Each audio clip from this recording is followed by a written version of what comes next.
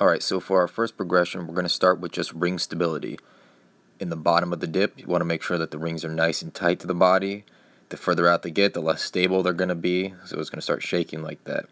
We also want to practice the top position of the dip, holding nice and stable.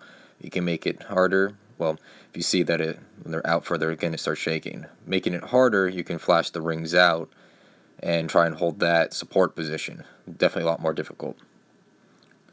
Next, you just have seated from the ground. Make sure that they're practicing that false grip, so hands all the way through.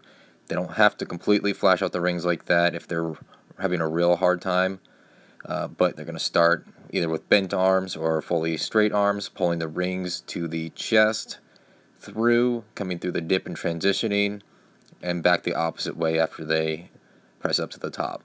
Here's a side angle of the same thing. Notice how I'm sitting. My body is directly underneath the rings. Pull to the chest, transition, press, and then I'm going to come back down, back through. So I'm using as much as I need to there.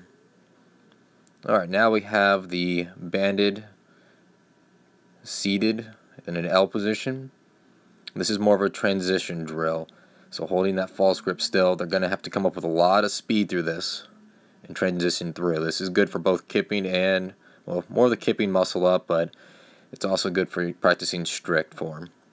Finally, you have your actual banded strict pull-ups. You're going to have to use a really light band for this. This is super important right here that you establish the false grip.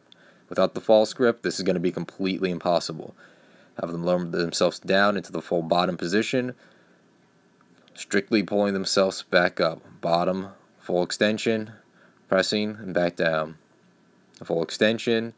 Notice I'm holding that false grip the entire time. That's the difficult element of this.